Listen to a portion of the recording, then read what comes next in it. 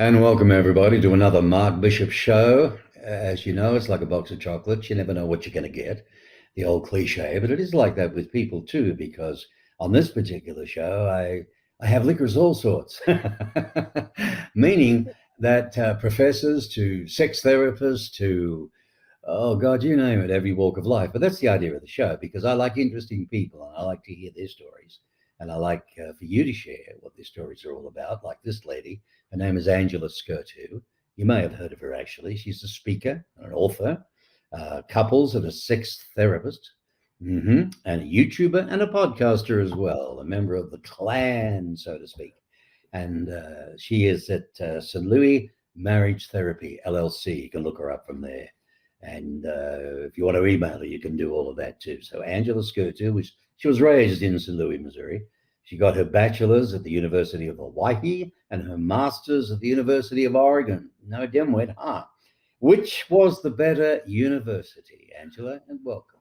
Oh, thank you so much. And I loved them both for different reasons. In Hawaii, I used to do my homework on the beach. So I would take a little 20 minutes to do homework or study and then go swim and then come back and study for another 20 minutes and swim. So like University of Hawaii was really great for like the sunshine and being out on the beach. I would say University of Oregon, I just loved the training I got there. It was a very impactful training that started my career. So it was I would say it really got me ignited for this field. So they're both Mhm. wonderful. Both wonderful in their own way, right? Yeah, exactly. The beach one appeals to me. I mean, that's a great way to study. If you ever like, I don't study like others. Some maybe you need to go surfing. Right. You've run a six-figure business now for what? 13 years, right? Mhm. You've been very successful. What's it about? Well, so I'm a couples and a sex therapist. And I mean, I do a lot of different things, but my main bread and butter is helping couples who are dealing with a bunch of different issues. My favorite case client actually is the best friends who have friend zoned each other. And they need just a little push in the bedroom to get back, get busy again, basically. But so I work with couples. Another way of putting it is like anything a couple fights about, that's what I have to be good at. Which is a wide variety of topics, to be honest. And Right. then I also, like I said, I speak, I teach, I write. There's a lot to running a business, to be Oh, tell me honest. about it. And Right. you're a solopreneur, right? I am a solopreneur, but I do have teams, right? So even solopreneurs do have to have people on their team to make it work. Like I really Oh, can't do it by myself. yeah, it gets a bit too much all for one, doesn't it? Yeah, what I try to do is organize in such a way that I get to do the stuff I love, and then Right. I delegate or outsource or streamline the things that I don't love. Oh, that's smart. That's smart. It's almost sounding like that career you're in. You've got to be a bit of a psychologist as well. I think Mhm. marketing is a bit about psychology, right? Like you have to kind of understand how Yeah. people think and what makes them like want to come to Well, you. yeah. And it's often known as, a taboo subject, so to speak, but that's I want to get into it, and we will a little bit more. I just want to get a bit more about you for the viewers to understand who they're dealing with. Um, hmm you've written a couple of books. Tell us about those. All right. So the two books I've written, one is called Helping Couples Overcome Infidelity. It is a therapist manual, but it is written for both clinicians and Mhm. clients and therapists. I write all of my books in very plain language because I want anybody to be able to read it and say, oh, I can take something from this. Right. In that book, one of my favorite things I did in the chapters is I share a good story and a bad story. Like this is what happens in like that magical, like they did it, they figured it out, they're making their way through this issue. But then Mhm. I also share a story where it was a train wreck basically, and I just did the best that I could with the couple at hand. I did that intentionally because for clinicians reading it, I wanted them to see that like there's not all rainbows and butterflies when it comes to Right. infidelity. It is a wide range of outcomes. It's a very challenging topic to treat, and so I really wanted to bring that human element. And I found my clients like that too, because they're like, oh, okay, well, where are we on this spectrum of hope for this issue? So it's a very helpful way to look at it too. Right. And then Right. the other book is Premarital Counseling, a guide for clinicians, which again Right. is written for both. And it just covers milestones and helpful things for couples to talk about in that premarital time. But what's funny is I even use it for people who are post married to just teach them these are like communication skills that help. These are ways to keep the spark in the bedroom. These are things that help you to have an idea of what are the needs in a relationship that we need to be managing. Right, right. Yeah, the needs of a relationship. Okay, so premarital counseling and helping couples overcome infidelity. I gather they'd be on Amazon, no doubt. Once you pick Yes, you them up. can find both on Amazon for sure. Now you are writing a third book. I don't want to, spill the milk, so to speak, but you are doing a third. It's coming out. Do you want Mhm. to talk about it at all, or just I know Yeah. you don't have a title for it yet, but Yeah, well, and so it's funny. All right, and this goes to like selling sex as a business, right? So my business is as a sex therapist and couples therapy, but part of what I'm selling is like this idea of how do we have a better sex life, right? And right, so even in figuring out this title for the book, I have to be thoughtful of the language that I use because I know we all hear that phrase sex sells, but actually it doesn't sell mainstream. It'll sell in that sort of underground sort of like, oh, if you go to like this little place or that little place on the internet, but like mainstream in a sort of way that you could just take that book off the shelf or read it on the airport while you're waiting for your flight. right. It doesn't sell in that sort of mainstream Why way. why There's is that, do you think? What stops that? well, Embarrassment in case somebody I'm spots you reading it, or what? I'm writing about just this topic. What the problem is that so the way I see sex isn't complicated. It's actually our relationship with sex that's complicated. It's our country's relationship with sex that's complicated. All the things that you were taught growing up, all the beliefs that you were given or not given, all the shame that's been added to sex, that's what makes sex complicated. Actual sex is just people touching body parts and finding what feels good. Like at its Right, basic level, that's all you're doing when you're having sex.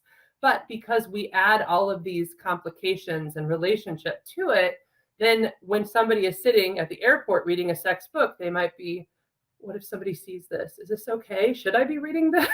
Like I've right. even thought of marketing actually, like having these covers that are like playful title covers. So like a book cover that basically is like accounting 101, basically topics that nobody really cares that much about reading or wouldn't ask you a question about. Well, you never know, You never know. But so anyhow, I've been workshopping the title, and right now I'm thinking about sex, or it's not a bomb, it's just sex, because I'm really trying to like promote sex as a wholesome, normal, Right. natural part of life. Like it isn't this big of a deal. Like I really want to neutralize it for people. And so as I'm workshopping that title, actually, if any of your viewers want to give me ideas of like, this would be a good title, I need something that is kind of more mainstream that won't Right, scare the potential readers away, but also gives that little like, huh, right. I'm interested. Well, I'm looking forward to when you bring it out. Well, maybe we'll do an interview. I do another show called Nothing Like a Good Book, Yeah, and that's a good. I interview authors, and there's some Mm-hmm, interesting. Well, they're not that well-known authors, which is good because I'm mm-hmm. helping them get up the ladder. You know what I mean? But maybe that one, the third one, there could be quite interesting. You never know. Absolutely. Well, and I'll be posting about it on YouTube when it's published, so of course people can Which of follow you me there.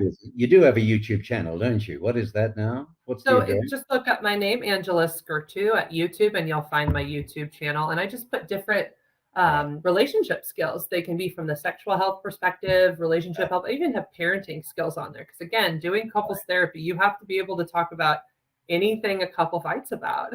Right, right. Well, yeah, people come to you for advice. That's the bottom line. Yep.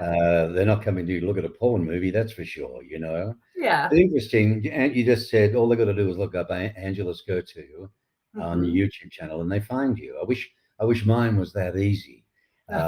My name, Mark Bishop, apparently there's quite a few of us out there and Hmm. on YouTube. And I had to run with people couldn't find me, and then I had to run with 9360, a number at the end of it all. And then Hmm. my web guy just said to me, "Look, just do / Mark at Mark Bishop Media Hmm.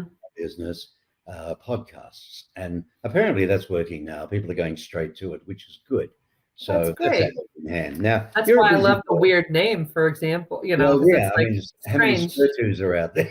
Not many. On any given day, you're seeing clients, you're getting interviewed for podcasts and Mhm. articles, you're writing a book, speaking at local or national business conferences, and so on. But on top of it all, you're still a mom and a wife and a friend. Hmm. The obvious question: how on earth do you handle it all? I This is a Oh, I great see. You've got a question. team.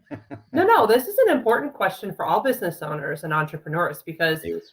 I think that it is foundational for business owners to have a good self-care and work-life balance in some Hmm. way, shape, or form, which includes eating healthy, exercise, taking breaks, like actually stopping for lunch, perhaps for an Hmm. hour, getting Hmm. your brain off of doing constantly. That's a Um, very good idea.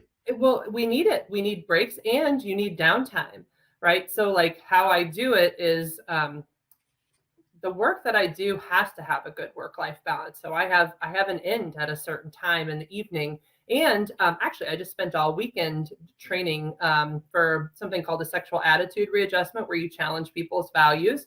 So if a weekend like that occurs, where I've Hmm. worked all weekend, then I offer time during the week to take time off. So like I take actual time off.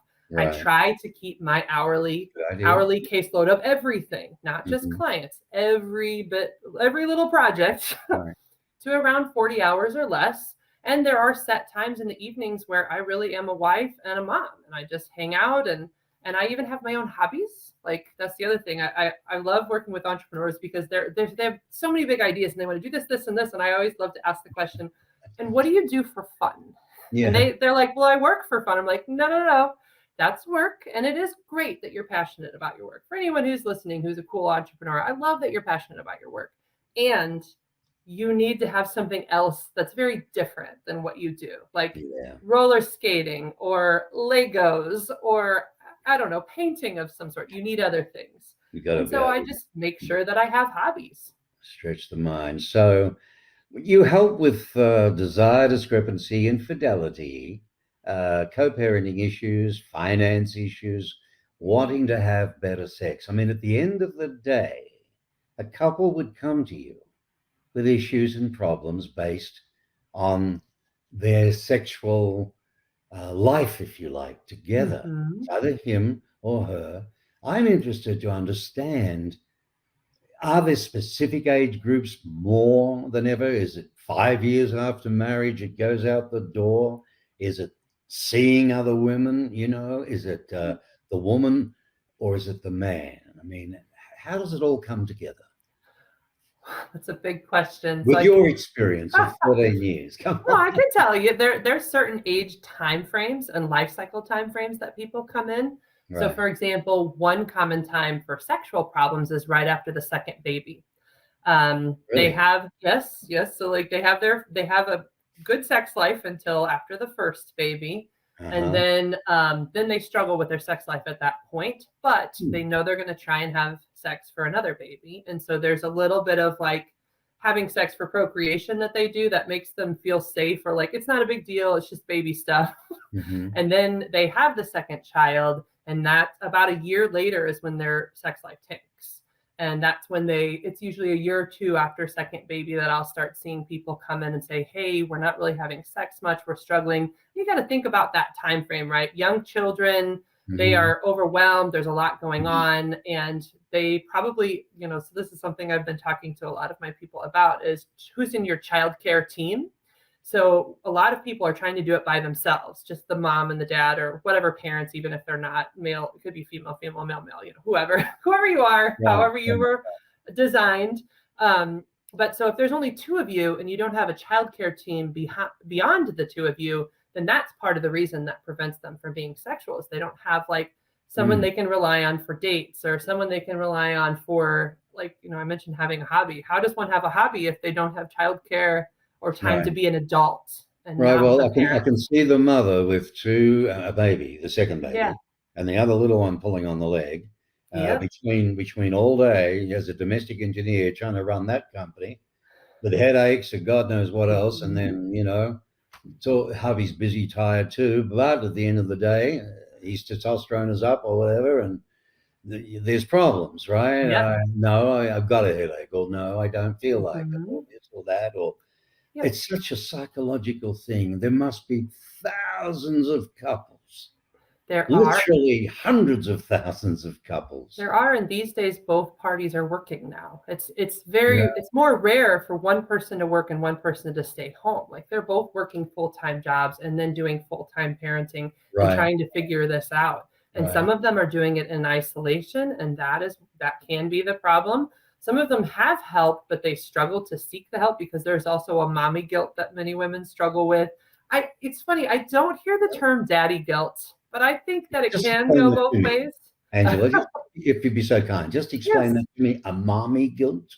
Yes, mommy guilt is when a woman feels like she needs to be responsible for everything, like all of the emotional, physical, psychological needs of a child to the point that she neglects her own needs and desires. And Hmm. so, like, she can't even, like, even if she has childcare, say she does have a childcare team, she won't take it because she feels guilty that she's not the one giving the needs to the child.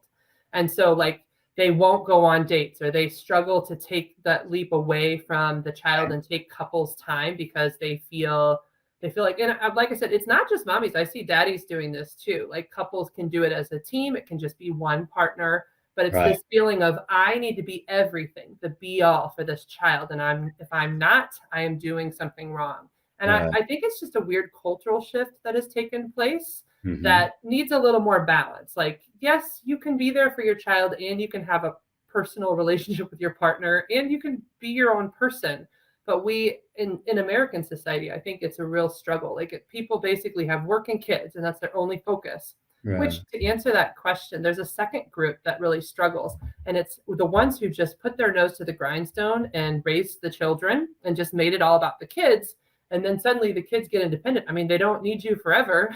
Right. The hope is that you're making yourself obsolete as a parent at some point, right? And Right. so as the children become independent and go launch, that's the other time that's most common. And so I get Hmm. older couples who are like had different plans for what happens when the kids are leaving and we have our independent time. Like one Right. partner might be like ready to have sex and be back at teenagers, and the other partner might be like, I've lost touch with you. I don't even know if I want that in my life. And Right. again, that could be any gender too. Like I've noticed that it really varies, but that's the other time where people tend to come in for sexual problems. It sounds like to me that I think the old date night, okay, is a very important thing if it's kept up. That Yeah, couples should work at perhaps. I would say so. I mean, I think it's very important to have the date night. I think so. This is my unpopular opinion. That's probably going to make some Well, you're waves. not losing. My point is, you're not losing sight of each other. You're not growing apart. You're still socializing. You're still getting out. You're still getting made up or Yeah. dressed up, and respect for each other, to want to look hmm nice for each other, to go out somewhere, just Yeah. like we did before and just after we got married. You know what I mean? I do. Well, so the opinion I wanted to share is like divorced couples, couples who are co-parenting. If you Hmm. look at their custody schedules, they actually have custody schedules that are set up in a way that they can have couples time with their new partners, family time with their kids, and Right. even some time for themselves. And so it's unpopular, but the reality is I think that divorce custody schedules are a great like visual for how if you stay married, what could you do to like create a space where you get couples time, family time, and individual time. And you'll hear this like people who are remarried, they'll say, oh, I love this part because we get like weekends that are just devoted to us, like they're new partners. But the Right. reality is they needed that in the original marriage to Right. make it work, and they don't do it. And so I mean, it's unfortunate, but that is how people are ending up getting it, is in their second marriage. Angela, we've run 19 minutes and I haven't even brought sex up yet to a degree. And I'm Well, I mean, speaking I've with been a talking sex about it to some specialist, you know what I degree. mean? Kinky sex, kinky sex. I've got to understand. Oh, okay. Does that cause some fights or what? Do Um, people come to you wanting that? yeah, of course. Everybody wants to spice up their love life, and not everybody knows what they mean by kinky sex. Kink literally just means different from a typical American sex. So, a typical American sex is you kiss a little, you touch a little, you do oral sex, and then PNV intercourse, which is penis and vagina, if that's okay to say. And it's actually a very boring sex. Like you can do it that way, but it's only one of multiple ways of being sexual. And so a lot of people are coming to me to spice up or kink up their sex life and just see what else is out there. Do you give And them a book of Kama Sutra at the bottom of the see, bed? Kama Sutra is still doing the same thing. You're still Right, just ending with that P and V intercourse. It's just different positions. Like everybody, when right, they right. think of kinking, they're like different position. I'm like, did you know your whole body is sexual? Like, what are you doing to ignite all of your senses? What are you doing Yeah, to make this a full body experience? yeah. What if somebody doesn't have an erection or someone doesn't have access to pleasure down there? Are there other ways that you can find to be intimate and sexual that don't have to include those parts if they're not working for the day or for a period of time? Because sexual problems are actually a part of life. Oh, they are. Like they're a Yeah, very natural part much. of life, right? At times people deal Well, with how many erectile divorce? dysfunction. Let's face it, how many divorce because the closeness is gone. That want for each other, although it could be down there, they Mhm. don't know how to express it, Yeah, and it and pulls them and apart. You go into sex therapy. I mean, what mhm. um, I'm trying to get into your head and the job you do to sit there and say, okay, guys, what's wrong? Who's doing what? Do you ever recommend sex toys to them to go shopping Oh or anything? You do? yeah, if Yeah. it's real, I actually have a 70s style briefcase under the desk right now with all of my playful sex toys because I like it. I got it from a garage sale. My uncle, he's like, "Would you need a briefcase?" And I'm like, "Absolutely." Right, So right, people, right. they see it, they don't know what it is, and then I bring it out, and I'm like, "All right, let's talk about some sex Or toys." movies? Do you ever recommend movies to them to Yeah, watch together first or anything? yes, X, you know, I have 15 worksheets that I X-rated or give. whatever? I will recommend them, but first I have worksheets I've created that help people to watch sexual content from a neutral and curious space. Because if Right. you just send people things to watch, what they'll do is they'll watch it from that critical mind. And they'll be like, oh, that's gross. Why would you do this? I don't want that. So Ah, first I have to, yeah, first I have to prime them and neutralize. Because again, this goes back to what I said before. It's right. sex is not complicated. It's your relationship with sex that's Of complicated. course, of course. That's the issue, isn't it? Yeah, It's and so I have to like train them to neutralize and like open-mindedly watch those things. And even with that, like that doesn't mean you have to try everything you see. It just means be open to considering it and right, talking about it first. right. And then I will recommend different shows. There's even great Netflix shows right now people can watch, like How to Build a Sex Room and Sex, Love, and Goop or Principles and Pleasure. Those are all on Netflix. So they're at least in the enough of a range that you could just watch them on Right. Friday nights. Like they don't even Yeah. have to do a subscription anywhere unless they don't have Netflix. I don't know. I think everybody Netflix is in chills to some degree, right? Do any of them ever confess that they try swingers clubs Oh or yeah. That is actually one of the things that I do is if people are interested in exploring ethical non-monogamy, I at least try to give them some best practices for how to do that in a way that is safe for them and that like is exploring it. Because the thing is what typically happens is people just jump right into the deep end of the pool and then they come to me because they feel like they've gotten burned in that experience.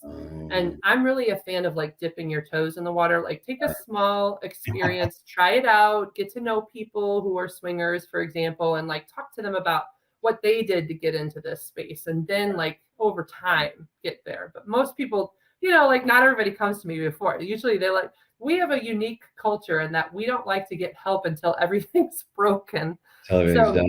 Yeah. so when they Right. do come to me before, I can absolutely teach people how to do that in a respectful and even fun way. But if it's the opposite way, I can still help. So, what on earth got you into this industry? A lot of things. One of the things is, it's religious trauma. I was raised in a pretty conservative religious background that really shamed sex. And as a result, a lot of the women around me were getting married very early. Right. And then a year later, they'd all call me because I was still the person everybody would talk to. And they'd say, I'm not enjoying sex anymore. I'm just doing this for him. And I was like, well, there's a problem because we were basically taught that if you wait until marriage, then once you're married, go have fun. It's fine. But once Right. you've trained Ginsies. Yeah. somebody to believe that sex is bad, sex is evil, sex is wrong, you don't just like switch that over after you're married and like, I'm fine, unless you're like a rebellious spirit and you like didn't listen the whole time. It's going to consciously shut down your natural desire. And so that's what really actually got me into this field. That, and I used to watch this really funny lady, Sue Johansson, who would like play with sex toys on the TV and show everybody, and she'd rate them, and she'd be like, take questions. And I said, I could do that. That sounds amazing. And I can't wait to do that. Right. And so Right. those two kind of formative stories really got me Sounds into appalling. this. So what do your folks think of you? You know, you're doing this. Oh, my father and mother. My mother loves it. She thinks it's hilarious. My dad is a preacher, so he accepts that I do it, but I would not say he approves. And he loves Well, me though. So like you it's one of know, those, I I don't don't know know. why you do this, but I accept that this is how you've chosen to live your life. You know, it's a tough one, isn't it? You start talking about religion, and God wants you to be happy and fulfilled of the Mhm. beautiful bodies He gave us. Yeah. What kind of clients um, do you mainly get, would you say? It's a mix. So I would say I have really marketed to those best friends who just want that push. So I get a lot of best friends who are just trying to reignite their sex life. I do get a lot of infidelity clients since I did write the book, and I would be considered an expert in the infidelity field.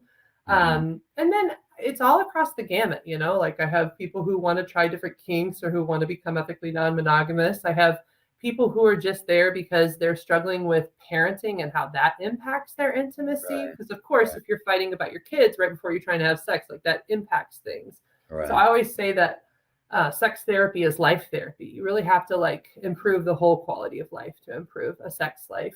But really, it's so interesting how many different kinds of clients end up seeing me, because when you start working on sex, what you end up doing is developing skills for other parts of your life. It's the most Hmm. vulnerable topic, right? So when you Right, learn to right. negotiate for your needs when it comes to sex, or when you learn to own your sexuality and your sense of who you are as a sexual person, that impacts who you are as a person day to day and how you interact in this world. Okay. Now, what about those that come to you that, how do I phrase this? Maybe have been pushing down inside them how they really want to feel and express themselves as people, i.e., Mhm. lesbian, i.e., homosexual, i.e., bi. Yeah. You know, that surely that's tough. Especially by men. That one's the one that's become more common. That challenge is like when a man is coming to terms with his own bisexuality, and it's Right. just not a very accepted. Like so, it is at least accepted and sexualized for a Hmm. female to be a bisexual, because they're like, who wouldn't want to see a woman kissing another woman, right? Like there's a way we sexualize, and Hmm. um, There's more and more of it, I notice, coming up on television now, in yeah, shows and even in hmm ads. Even in ads, you know, couples yeah, aren't the traditional and the the hmm male female everything's perfect and the world's lovely. yeah, It's more real now of hmm girlfriends and boyfriends and so on. But I just wonder, you know, when you're in a sanctum sitting there, and if the guy bursts out and finally says it, what are the reactions of the women? How do it's they take it? Do most of them scurry, or do a higher percentage say, you know, sorry, darling, I didn't realize, you know what? You know, Well, the reality is that is how it happens, right? That nobody, like, people come to terms with who they are as sexual people sometimes later in life. It would be nice if we could do it early on so we could have like a conversation with our partner about, hey, this is who I am and this is what I've right, learned about myself. But right. because our relationship with sex is not a wholesome and healthy one, then people are needing to hide parts of themselves for longer periods of time. But something happens when you hit your 30s, your 40s, your 50s. I've seen it like again and again. People want to be themselves. They want to feel that authenticity. And so there's a part of that that's like finding your sexual self and really owning who you are. And so it tends to happen as people get older. And of course, they're already coupled, right? And so there's a Yeah, wide range of responses. It depends on each person's emotion regulation skills, like their ability to manage themselves and take care of themselves. It depends on their open mindedness to different ways of sexual being. But I've seen all kinds of responses. I've had people who've been very compassionate and tried to figure out what to do with each other. I've had people who are like, this can't happen. We're going to divorce. And in situations like that, people have to figure out if they are going to repress that or if they're going to accept that this is a part of the situation, but nothing's going to happen with it. And Right. I mean, Right. my job is to help people figure that stuff out. And I won't say there are always easy answers, right? Well, That's you why it obviously has, care about people. You've got to love yeah. people, and you've got to have a kind heart to do this work, I think, because nobody's bad. They're all God's children, and I just think this way, or I think that way, or this bothers me, or I need to get this off my chest, or whether it's kinky toys or something Mhm. you should try together, or what 51%, I think it is, divorces now in America. I mean, 51%. it's usually around that 50% mark. I don't know the It's specific pretty number because high, isn't it? When you it look at can it can teter for it. sure. I just, the breakdown. Number one, I know that people marry too young, miles too young. They haven't even lived, haven't sowed any wild oats, haven't seen the world, done nothing. Think they so madly in love, but if they Mhm. could just hang on, hang on. I didn't marry personally till I was 47. Mm. Career took a lot of that away because I was a Rolling Stone, in the media for many years, and it's very difficult to settle. But I was brought up, one marriage, one life, till death do us part, no matter what. Mhm. And that's old fashioned now, I know. But and people are living together, not getting married. Yeah. Then you get into babies, you get into all different issues again, and all that jazz. How do you sell? I was going to say, how do you sell sex um, in another way? Well, by walking a very tight rope, really. So I'm on YouTube, I'm on Google, but those mediums are very strongly censoring things that are related to sex, and so I have to be very thoughtful about the content that I put out there. Mhm. But I also am trying to be my authentic self too, right? So I don't consider myself like that X-rated or even that R-rated of a therapist. I actually work. I'm in my local business chamber of commerce, right? So like I have Right. to talk to people on a Yeah. regular basis about Oh, here sex. comes Angela. She's the sex bird. Oh, they love it. They're like, yeah, we have one in the group. It's fun. But like I have learned how to PG it up, so to speak, and make sure Right. that the way that I'm talking is thoughtful of the people around me. But for some people, even the mention of sex is like, oh my gosh, what's she doing here? you know?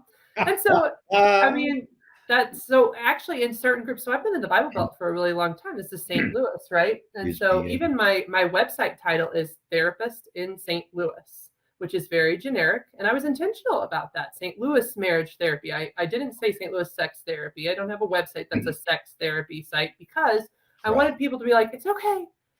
She's a therapist. She's a right, therapist. right. Like you've got to like calm the nerves of the people so they know like, look, I just talked to you. And that's the other thing. It's like it's talk therapy. Yeah, I'm yeah, talking to yeah. people. Well, this is it. But a lot of mums and dads and people don't realize, how many women go to these celebration nights, whatever it's for, where there's male Mhm. strippers, right? And it's Yeah, all women, or they go to these shows that are filthy comedians or whatever. yeah, sure. The women have an outlet. hmm And women can do their things if they want to. You know what I mean? And but the one that worries me is infidelity. Right now, you Yeah. must get enough of these, right? Because infidelity is very difficult from a male perspective. You can look but don't touch, like a menu. I mean, Well, you can't help it. It's everywhere. You understand? and that's so I have a whole video series about micro cheating. And what micro cheating is basically it's monogamous couples who haven't had real honest conversations about where the lines are for crossing in Oh, their okay, relationships. right. So there are, due to social media, there are a wide range of ways to cheat on your partner now, just a whole menu of them.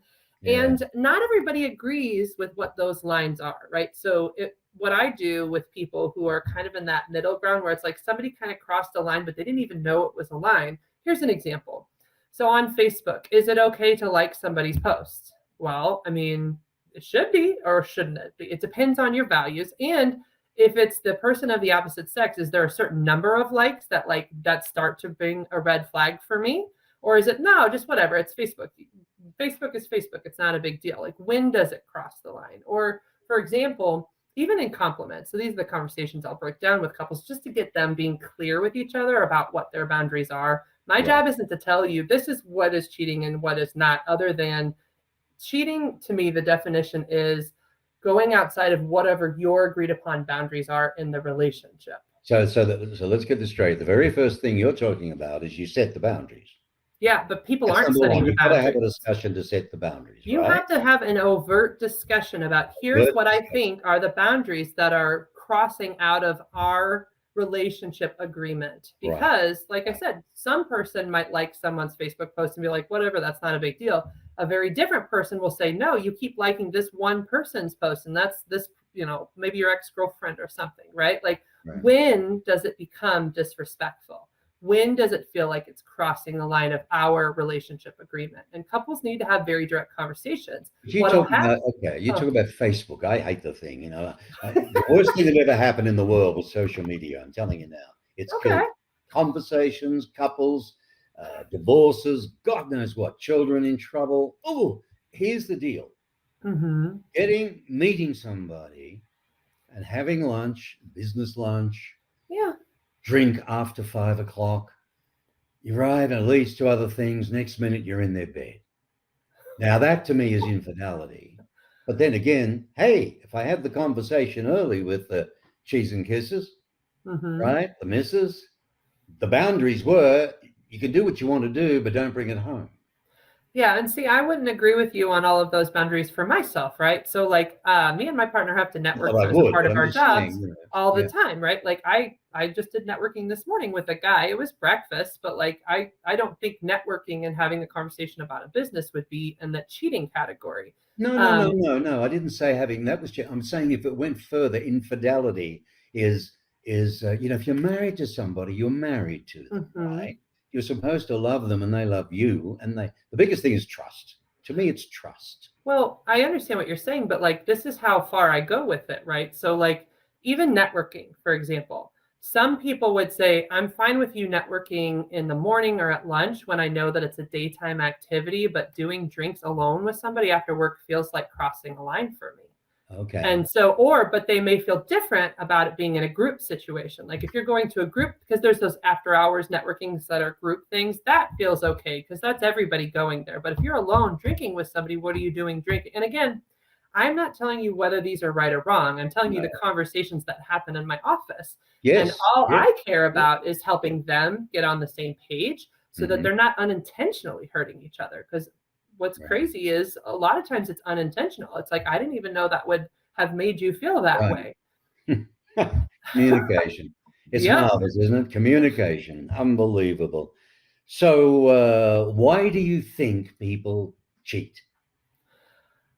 The number one reason, you get tired of each other. I mean, actually, the number one reason is opportunity. It just was opportunity. Yeah, opportunity. The research suggests that just the opportunity presented itself, and you didn't think you'd get caught. I mean, it's not good reasons. It's like, there's no noble reason to cheat. I mean, it's like their paths cross. Usually they start talking as friends, and then it gets a little flirty. And then one thing leads to another, but it's typically, it's a husband of one and a wife of another who are both going through just a rough patch, which everybody goes through rough patches, but then their paths cross. We have to work through them together. Yeah. And instead of them talking to their partners about how they're struggling, they kind of find solace first with another person, and the friendship gets deeper, and then they cross little boundaries and get a little flirty. And then before you know it, they've crossed, and then they're cheating.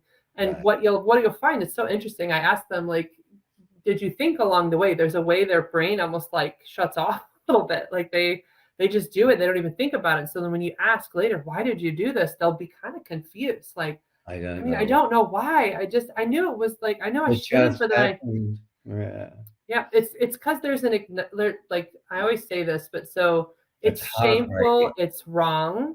But there's underneath shame and like, oh, you're not supposed to, there's a deep intoxication. There's a little excitement to that taboo. And so I think that fuels the fire and draws people into crossing those boundaries quicker.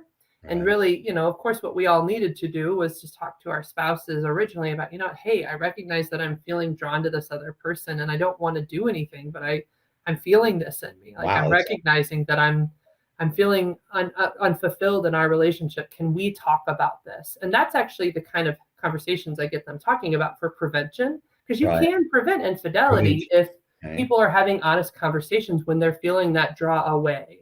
And what about after the event? After an Guilt, affair, guilt. What about after an event? He comes home and I've got to tell you something. How many of those do you get? it all depends, and not everyone feels guilty. Like some people feel guilty, some people feel it Some depends on the don't. kind of affair it is. If it was an exit affair, which is when people are kind of already grieving the loss of their relationship, but they start cheating before they actually divorce or end it, they Right. don't feel any guilt. They feel kind of entitled to doing it. Okay. Move to another slate because it's very hurtful. It's painful. Yeah, and Um, they in those situations they may feel like they did try to talk to their partner and their partner never listened or did anything about it. And so there's a way they've already grieved the loss, kind of like cancer. When people have a partner who's dying of cancer, there's a way people grieve along the way, yeah. not just afterwards. There's a way people grieve the death of their relationships as they're going through it. Right. And I mean, it must be one of the ones would be very hurtful if you've got a girlfriend, a close friend, girlfriend, who's Mhm. perhaps playing up with your husband or Vicky Verka, I guess that adds to the pain even more. But do you think it's possible to have a healthy, happy marriage? Oh yeah, of course. I'm getting married, and I've had a really healthy, happy relationship with my partner, and I've seen other people who've had healthy, happy relationships. I Hmm. do think it takes a level of work. I think there are certain personality styles that definitely work better with each other than Spot others. on. Right. So it's not just like people always talk about like the work of marriage, right? But like there are some relationships that are way harder work than others. And You that's have why to some work people end at up it. getting Yeah. divorced Yeah. because when they then get into that second relationship and realize, oh, this is way easier work. Like there is work and effort, but it shouldn't be so heavy that you feel like you're sacrificing your own health and well-being to stay in the marriage. And Right. that's where like that work Right. is probably not good for you, you Right. know? It's almost like you wish you could, have a magic ball or something that could tell you, no, not a good, not a good. The closest thing to it that we have, if you're into astrology at all, is relationship uh, blending that you've Yeah. even that you've even got a chance with.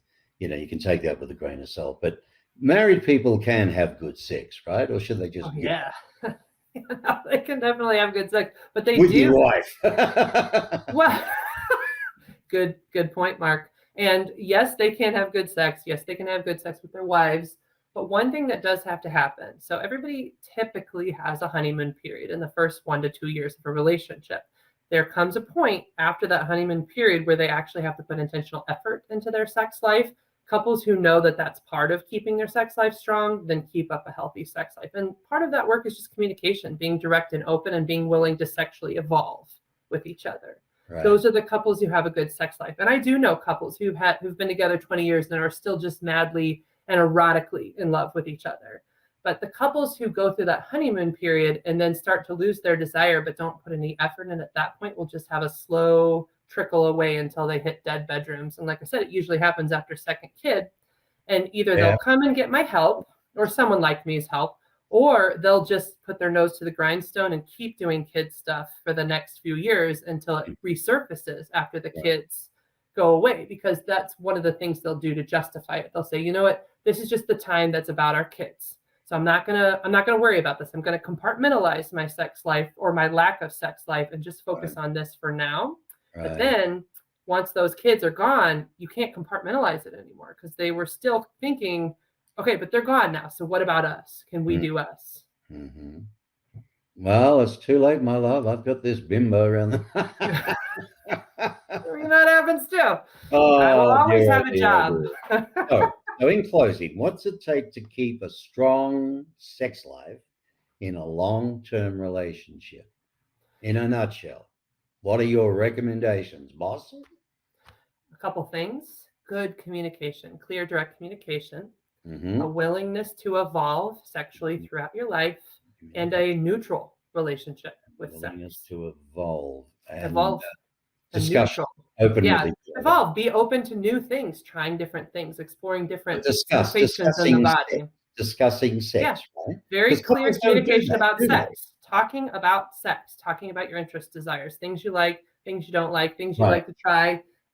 unique ideas to fantasies. Yes, you have to have clear, direct communication about sex in sexual experiences and out of sexual experiences. Sex being a Right. casual conversation.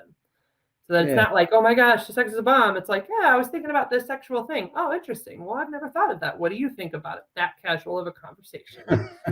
Serious. Women I are want better talkers than men, and women can relate. They share. They can sit down at a table with a nice glass of wine and relate and talk about things. A lot of guys are eggheads. You know what I mean? They're just I mean, I know some pretty emotionally Neanderthal. intelligent They men. don't talk. They don't open up. They hold it all inside. You know, massive Yeah, Virgos. I No, know but quite a yeah, few emotionally intelligent men who can talk and can even well, that's talk good. better than me about some sexual topics. So I think There it you just go. depends on how you educate yourself.